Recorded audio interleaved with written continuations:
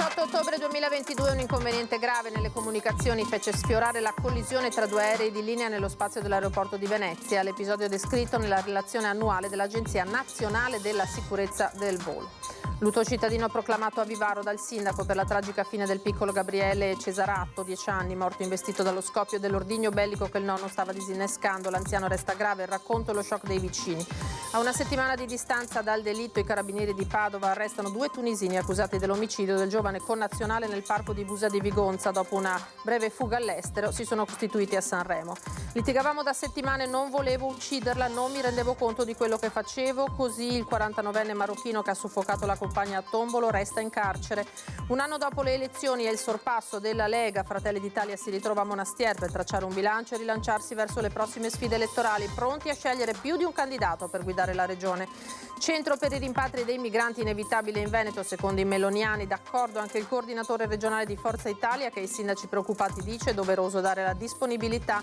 Bandiere a mezz'asta negli edifici della regione in segno di lutto per la scomparsa del presidente emerito della Repubblica. Da Venezia a Padova a Treviso le visite di Giorgio Napolitano in Veneto. 79 anni fa l'eccidio di Bassano del Grappa, la morte di 31 giovani partigiani impiccati dai nazi fascisti. Oggi la commemorazione l'abate Guglielmi, la violenza e la sconfitta della bellezza.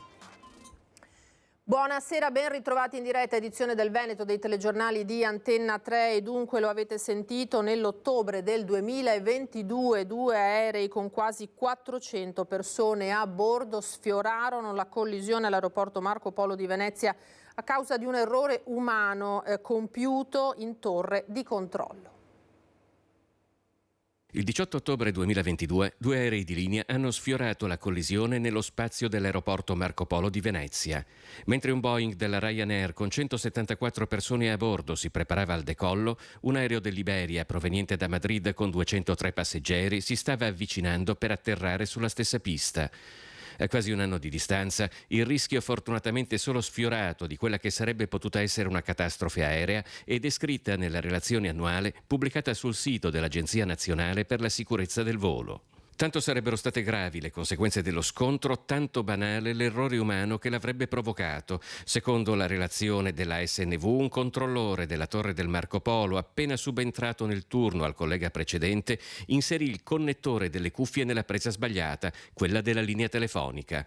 I piloti del volo in decollo si erano accorti che le comunicazioni non funzionavano e avevano allertato la torre di controllo, sapendo dell'arrivo dell'altro aereo, col quale tentarono inutilmente di mettersi in contatto con la frequenza d'emergenza.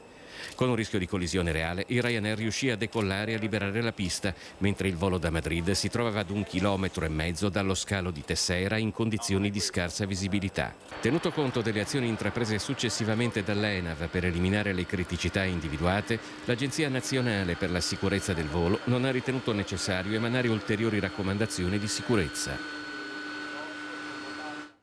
Ora andiamo all'omicidio di Busa di Vigonza. A una settimana di distanza dal delitto, i carabinieri di Padova hanno arrestato due tunisini accusati dell'omicidio del giovane connazionale che si sono costituiti dopo una breve fuga all'estero a Sanremo.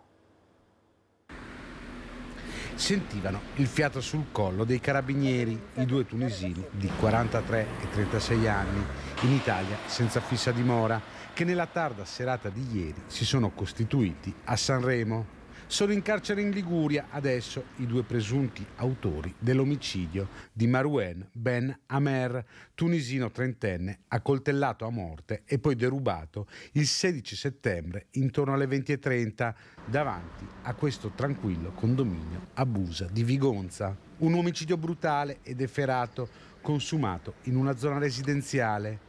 Fatali per i due tunisini l'analisi delle immagini delle telecamere di videosorveglianza della zona e le numerose testimonianze raccolte dagli investigatori.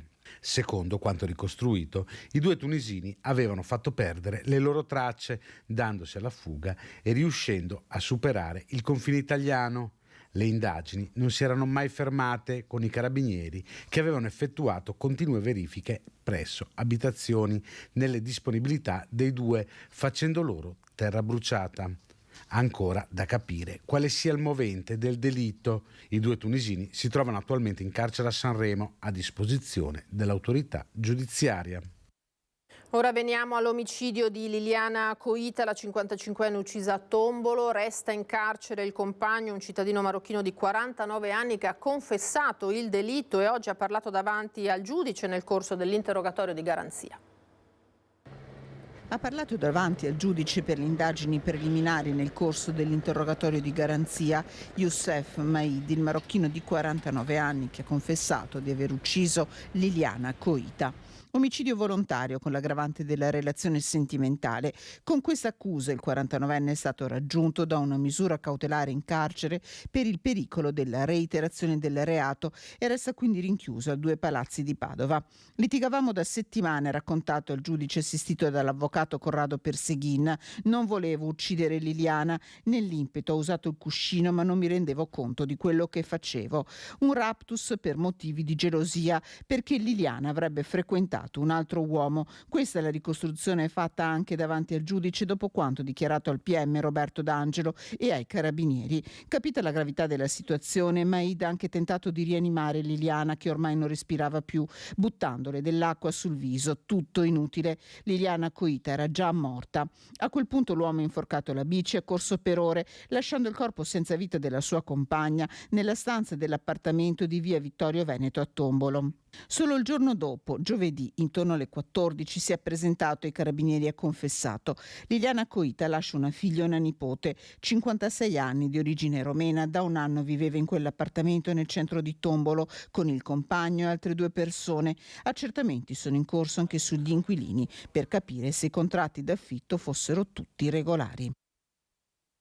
Tra poco vi proporremo invece il servizio relativo alla tragica morte del piccolo Gabriele Cesarato, 10 anni, che lo sapete è morto investito dallo scoppio dell'ordigno bellico che il nonno stava disinnescando. Siamo a Vivaro, in provincia di Pordenone. L'anziano rimane grave in ospedale, la scena che si è presentata naturalmente ai soccorritori è stata terribile, il piccolo è stato investito da questo scoppio che lo ha in particolare ferito al volto. C'è appunto lutto cittadino, abbiamo detto, proclamato dal sindaco. I testimoni hanno parlato di grida tremende prima di perdere i sensi da parte di questo pensionato, che ha chiesto naturalmente delle condizioni del nipotino, che poco dopo il ricovero in ospedale è stato dichiarato morto. Dovremmo avere il servizio, vediamo. Il giorno del funerale proclameremo il lutto cittadino in segno di rispetto e di partecipazione della comunità tutta a questo tragico evento. È il gesto dell'intera comunità di Vivaro che si stringe attorno alla famiglia Cesarato, colpita dalla tragedia di un nonno che ha causato la morte del nipote. E qui dentro, l'officina al numero 16 di Via del Pozzo, che nel tardo pomeriggio di ieri Silvio Cesarato, 73 anni, avrebbe tentato di aprire la spoletta di una bomba, forse un residuato bellico della Seconda Guerra Mondiale. Con lui l'inseparabile nipotino Gabriele di 10 anni e tanta curiosità. Tutto questo quando attorno a questa morsa è accaduto l'irreparabile. Ieri ero in camera e fuori di camera mia ho sentito un botto, un rumore sordo, sembrava quasi come se una macchina fuori casa mia avesse chiuso la portiera in modo forte, quindi non mi sono neanche preoccupato. Dopo ho sentito l'elicottero arrivare, ambulanze e ho pensato subito al pezzo. Probabilmente il tentativo di aprire l'ordigno l'ha fatto deflagrare e i vetri rotti sparsi all'esterno descrivono la potenza dell'esplosione che ha colpito alle gambe il nonno, ma purtroppo ha investito totalmente il bambino. Abbiamo sentito più che altro passare ambulanze in continuo, poi abbiamo visto l'elicottero e a quel punto abbiamo capito che era successo qualcosa qui nelle vicinanze. Siamo arrivati, c'era già i vigili del fuoco, ambulanze, e poi detto da tutti c'era stata questa esplosione. Immediato il ricovero all'ospedale di Pordenone per il piccolo, che però è morto nella notte. Anche il nonno si trova ricoverato in condizioni serie ma non in pericolo di vita e ora dovrà rispondere di omicidio colposo e detenzione di esplosivi. Per tutta la serata di ieri gli artificieri dei carabinieri giunti da Udine hanno controllato l'officina per vedere se erano depositati altri ordigni. È vero che qui c'è una tradizione di recuperanti, cioè che c'è la passione per il recupero? Ti direi di sì, sì. Purtroppo sì, è risaputo che tante persone vanno a prendere questi residui quello che trovano. Qui la pratica dei recuperanti è quindi un fatto storico, dettato un tempo dalla fama ed ora da un pericoloso collezionismo magari legato al vicino poligono di Tiro. C'è il più grande poligono del nord Italia, il poligono Cellina Meduna, ed è attivo, però so di per certo che usano proiettili inerti, quindi privi di possibilità di esplodere. Pertanto escludo che possa esserci un collegamento su questa vicenda. Sicuramente in passato poteva esserci qualche rischio in più, anche perché sul territorio si trovavano ordigni della Seconda Guerra Mondiale, magari inesplosi. Lasciamo la cronaca, andiamo alla politica. Il tema migranti. Compatti, gli esponenti di Fratelli d'Italia sposano la linea di un CPR in ogni regione e spiegano il perché, fermo restando. Aggiungono però che i migranti non vanno fatti partire verso le nostre coste, serve un blocco navale europeo. Il tema migranti è necessariamente tra le prime voci del bilancio del primo anno di governo di Giorgia Meloni e il confronto tra dirigenza del partito e iscritti, siano essi amministratori pubblici o semplici elettori, non può prescindere dal nodo CPR. Proposta impopolare, quella di un centro per i rimpatri in ogni regione, ma dalla quale per Fratelli d'Italia non si può prescindere per gestire gli arrivi evitando l'accoglienza diffusa. CPR ci sono in altre regioni, vanno fatte in ogni regione perché consentono lì in maniera molto più veloce di capire chi ha lo status per rimanere e lavorare da noi e chi invece va espulso, e ci consentono una immediata rimpatriata degli stessi. Chiaro che vanno fatti nei luoghi dove c'è poca pressione abitativa, dove sono facilmente controllabili e dove magari non hanno già pagato un prezzo alto come Cona e Conetta. Dentro questo centro dove sarà, cercheremo di mettere tutte le tutele per il territorio che lo ospiterà. Nessuno vuole una cosa così impattante nel proprio territorio. Vedremo di fare in modo che sia almeno compensata. Ma una soluzione strutturale, ripetono dal partito della Premier, va ricercata a livello internazionale. Non è possibile ovviamente consentire di far entrare un oceano all'interno di una bacinella. Crediamo in un blocco navale europeo con l'appoggio anche delle nazioni che vivono di là del Mediterraneo e che sono quelle più coinvolte in questa grande partita. Il resto sono solo palliativi, dice De Carlo, che hanno tuttavia una ricaduta sui territori. Io sono sempre stato contrario ai migranti in generale, però rispetto a una gestione diffusa, 3 per comune, meglio ci sia un grande centro dove si possono controllare e dove soprattutto si possono mandare via appena è finita l'emergenza o appena si trovano soluzioni con l'Europa. Ma far pagare 5.000 euro per evitare il CPR è un'idea che la trova d'accordo? Sì, sono anche pochi. Così dunque sui migranti i sindaci non devono preoccuparsi del CPR ed è doveroso che rispondano di sì al governo, come feci io nel 2011 da primo cittadino di Verona. Così dice invece il coordinatore regionale di Forza Italia Flavio Tosi. Sentiamo le sue parole. Io capisco, ero stato sindaco anch'io, e quando ci fu l'ondata del 2011, quando americani e francesi fecero fuori Gheddafi, arrivarono centinaia di migliaia di persone. E come sindaco, io sindaco di una grande città, noi avevamo un hub a Verona di più di 500 presenze nello stesso posto, lo gestimmo con la prefettura e con le forze dell'ordine, con delle regole di ingaggio del tipo non vogliamo casini nella comunità locale, quindi si comportano bene e non creano disagi, e così fu, e non ci fu nessun problema per la nostra comunità, e quindi feci la mia parte come amministratore. E allora, come adesso, quando il ministro Maroni chiese allora, come adesso sta chiedendo il ministro Piantedosi, la disponibilità per un CPR, allora si chiamavano CIE, io da sindaco di Verona dissi al governo: se fate il CIE a Verona vi do la disponibilità, perché il CPR non è un posto dove l'immigrato entra, esce, bighellona, fa casino. Il CPR è una struttura detentiva dove l'immigrato in vista di espulsione viene trattenuto per poi essere espulso dal territorio nazionale. Quindi è un posto sicuro con le forze dell'ordine che vigilano e soprattutto serve al territorio, perché oggi se dal Veneto tu vai a espellere qualcuno devi andare in giro per l'Italia a cercare un CPR che lo possa accogliere per l'espulsione. E quindi siccome di solito nei CPR ci finiscono i delinquenti, perché prima a essere espulsi ovviamente sono i delinquenti, e quindi a maggior ragione penso che i sindaci del Veneto, con responsabilità, dove ci sono i requisiti, luogo isolato, sorvegliabile e vicinanza di infrastrutture dell'aeroporto, debba esserci la disponibilità per la sicurezza del paese a fare un CPR. È doveroso da parte dei sindaci che hanno i territori con quei requisiti, infrastrutture, aeroporto e un posto isolato e sorvegliabile, di dare questa disponibilità, perché ripeto, il CPR è un posto sicurissimo, sorvegliatissimo, forze dell'ordine dappertutto. Chi entra nel CPR non è che va in giro, chi entra nel CPR viene espulso dal paese. Ci fermiamo ora per qualche istante di pubblicità, torniamo tra pochissimo.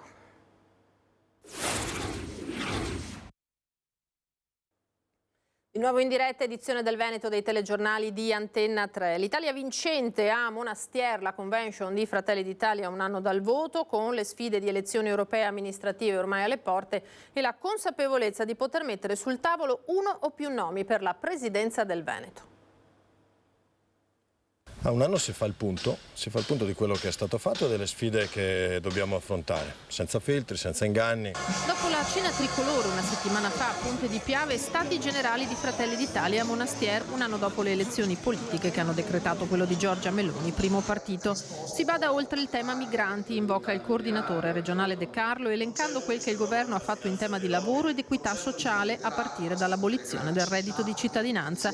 Ministri in collegamento da Roma, parlamentari, amministratori regionali, sindaci, ci si riunisce e ci si conta. Le prossime sfide sono amministrative, europee e regionali. Per la presidenza del Veneto De Carlo non avanza pretese, ma nel caso ci sia da fare un nome abbiamo le carte in regola, dice. Prima ci dedichiamo alle europee e poi ci dedicheremo a vedere se abbiamo le condizioni per poterle fare nell'interesse dei veneti, mica nell'interesse nostro personale. Noi abbiamo sempre delle persone che secondo noi possono ricoprire dei ruoli importanti, quindi sia a livello locale, quando abbiamo le candidature dei sindaci, a livello anche regionale, se dovessimo anche dare un'indicazione di un candidato alla regione, sono certo che non avremo un problema, anzi il problema potrebbe essere tra quanti dobbiamo scegliere. L'assemblea si apre con il minuto di silenzio per la scomparsa del presidente emerito della Repubblica, Giorgio Napolitano, circostanza questa che di lì a pochi minuti costringe a stravolgere il programma della 2 giorni di Monastier. In concomitanza con l'apertura della Camera Ardente per l'ex presidente emerito Napolitano, noi abbiamo rinviato tutte le manifestazioni in programma per domani, compreso l'intervento di Giorgia Meloni. Credo sia un atto doveroso e che manifesta ancora una volta il grande rispetto che abbiamo noi e che abbiamo sempre mantenuto per le istituzioni. Il ministro dell'Agricoltura, Francesco Lollobrigida, si collega da Roma, in platea vecchi e nuovi militanti e il volto che non ti aspetti, quello dell'ex senatore leghista Massimo Candura, passato a Fratelli d'Italia a causa delle incertezze del Carroccio sulla posizione italiana in seno alla NATO, di fatto l'ennesimo leghista che se ne va. È una scelta estremamente personale. Io ho già spiegato per me, posso spiegarla solo e esclusivamente per la mia persona. Altri hanno fatto la scelta di andare altrove, di rimanere in Lega, non lo so, bisognerà chiederlo a ciascuno di loro. L'addio dunque al presidente emerito Napolitano, profondo cordoglio anche in Veneto, regione dove aveva studiato e alla quale era legato soprattutto da profondi rapporti di amicizia. Bandiera mezz'asta negli edifici regionali fino a martedì, giorno del funerale di Stato e del lutto nazionale. L'esame di maturità classica al liceo Tito Livio di Padova nel 1942, il legame con Venezia ed i colleghi di partito e soprattutto le amicizie profonde di tutta una vita, con Gianni Pellicani soprattutto e poi Massimo Cacciari, Luigi Nono. È lungo e profondo il rapporto di Giorgio Napolitano con il Veneto e all'indomani della scomparsa del presidente emerito della Repubblica è unanime il cordoglio. Tantissimi messaggi di ricordo del presidente, primo a salire al Colle 2 volte. Per me Napolitano è stato il presidente dell'autonomia, scrive il governatore del Veneto Zaia. Un giorno gli chiesero cosa pensasse delle autonomie.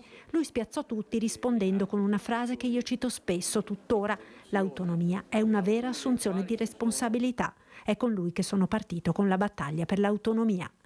Molte le visite di Napolitano in Veneto, a Venezia e a Mestre soprattutto, ma anche a Padova e una sola volta a Treviso nella primavera del 2007, un'unica visita voluta per incontrare le categorie produttive e per capire da vicino istanze e fermenti di un territorio, una visita che lasciò il segno a partire dalle parole sul federalismo fiscale, definito una necessità assoluta e prioritaria. Il federalismo fiscale non è più un tema di discussione, non può essere più un tema di discussione. Si è discusso all'infinito. E poi le parole di commiato apprezzate dalla affollatissima platea di imprenditori grandi e piccoli. Spero che voi possiate accogliere la mia presenza oggi come un riconoscimento e un omaggio sincero e convinto che io rivolgo a voi tutti, alla vostra terra, a quello che avete creato e state creando. In seguito alla scomparsa del Presidente emerito della Repubblica, tutti gli edifici della Regione del Veneto esporranno le bandiere nazionale ed europea a mezz'asta fino a martedì, giorno della celebrazione del funerale di Stato e lutto nazionale. E Bassano del Grappa invece si è stretta nel ricordo del dramma dei 31 giovani impiccati dalla barbarie nazifascista 79 anni fa. Quando un branco di ragazzi si permette di brutalizzare il corpo di una ragazza facendole violenza e magari il gruppo dei maschi si esibisce davanti alle videocamere dei telefonini mentre lei, la vittima, sprofonda negli abissi dell'inferno. E cosa era capitato qui 79 anni fa? Se non uno schema tutto sommato abbastanza simile. Vittime e carnefici. Qualcuno sta soffrendo il dolore più straziante e nello stesso luogo, nello stesso istante, qualcun altro è lì che si diverte. Sono state le parole illuminate, per quanto crude, dell'abate di Bassano Andrea Guglielmi a portare all'attualità una delle pagine più drammatiche della storia della città ai piedi del Grappa, quando quel maledetto 26 settembre 1944 31 giovani vennero impiccati sugli alberi dell'allora viale 20 settembre, oggi intitolato a quei martiri, e in viale Venezia, dalla barbarie e malvagità dei nazifascisti. Un parallelismo a 79 anni di distanza che Don Andrea ha voluto fare davanti a una platea ricca di ragazzi e ragazze, proprio dove è stata deposta una corona d'alloro per far comprendere a loro il significato dell'orrore, della violenza, l'eccidio dei giovani da parte di una dittatura scellerata che si ripete in altre forme, oggi pur mantenendo lo stesso contenuto di dolore e sofferenza. La violenza è la sconfitta della bellezza. Parole che hanno toccato le corde dei più giovani presenti alla commemorazione. Spesso non si è abbastanza sensibilizzati. Per appunto questo motivo è necessario essere, bisogna combattere questa cosa qui perché è veramente grave. Un messaggio forte tornando a 79 anni fa però. Beh, che bisogna sempre ascoltare gli altri, rispettare tutti, anche se hanno diversità, opinioni diverse, quindi mantenere sempre un rapporto bello con tutti. Secondo noi, secondo tutti, è una cosa molto importante che non dovrà più accadere. Il corteo si è quindi spostato al teatro Tito Gobbi, dove un minuto di silenzio è stato dedicato alla memoria dello scomparso 2 volte Presidente della Repubblica Giorgio Napolitano. E il messaggio è arrivato dallo storico bassanese Paolo Taggini. Pensare anche a quello che è successo, pensare alla storia, a quel grande inventario che è la storia per noi, ci può dare degli elementi utili per poter scegliere quali comportamenti adottare per una vita sicuramente più pacifica e meno, ostile verso l'altro. Rimaniamo a Bassano ma cambiamo completamente argomento, un poca di leggerezza adesso perché c'è attesa per lo spettacolo di Andrew Basso, il nuovo Houdini. Bassano si accende di magia, a infiammare il pubblico ci penserà lui, Andrew Basso, semplicemente il più grande scapologo al mondo. Credere nell'impossibile, una sfida nella sfida per l'erede di Houdini e rockstar della magia. Il suo spettacolo alla CMP Arena di sabato 28 ottobre, organizzato da 2 Punti Eventi, sta già entusiasmando grandi e piccini che potranno ammirare il meglio del suo repertorio. Bassano, città magica, pronta a diventare capitale mondiale dell'illusionismo. È un'emozione grandissima ritornare nella mia terra, tra le mie persone, qui a Bassano del Grappa, dopo 10 anni di America sui più grandi palcoscenici del mondo, arrivare a Bassano e portare il mio show, Credi nell'impossibile, è un'emozione fortissima.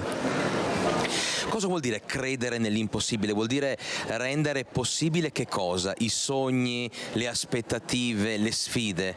Direi tutto questo, in particolare sul palco porto il racconto del mio sogno attraverso numeri straordinari di magia, illusionismo ed escapologia per tutta la famiglia, raccontando il sogno di un bambino che è nato in un piccolo paesino qui in Italia, è arrivato a toccare i palchi più importanti del mondo. Io ho seguito il mio mito Harry Houdini e appunto nello show porterò il suo numero più famoso, la cella di tortura dell'acqua, dove mi farò ammanettare, incatenare, appendere a testa in giù e immergere dentro questa vasca d'acqua, insieme ad altri 90 minuti di magia e illusionismo con coinvolgimento del pubblico. Avremo maxi schermi, un palco straordinario da concerto, quindi uno show veramente per tutti. Proprio Houdini diceva che la mente è la chiave che apre tutte le serrature e Andrew Basso è pronto a spalancare nuovi orizzonti della magia. In particolare nei numeri rischiosi e pericolosi la parte mentale è più importante della parte tecnica.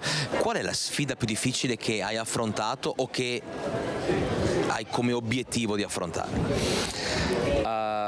Quando ero in America per tanti mesi consecutivi, stare lontano dalla cucina veneta, quella è stata la più grande sfida. Siamo sul Ponte Vecchio di Bassano, qui si respira un'atmosfera magica. Se tu dovessi studiare, inventare, proporre uno spettacolo qui sul ponte, cosa proporresti? Vieni, ci tuffiamo subito, vieni, andiamo. Ci fermiamo qui, grazie per essere stati con noi, tra poco l'edizione di Venezia e subito, come sempre, le previsioni del tempo. Arrivederci.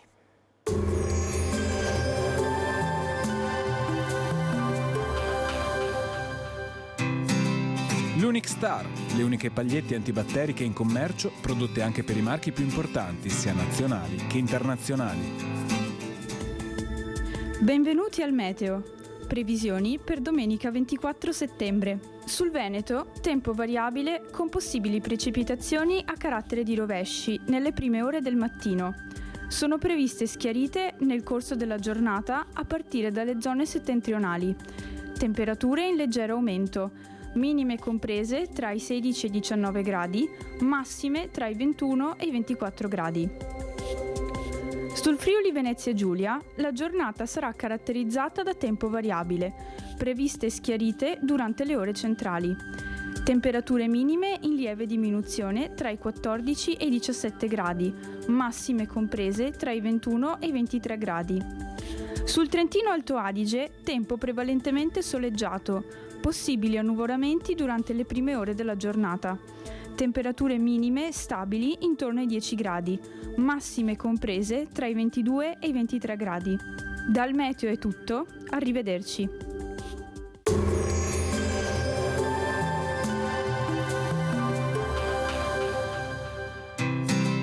L'Unic Star, le uniche pagliette antibatteriche in commercio, prodotte anche per i marchi più importanti, sia nazionali che internazionali.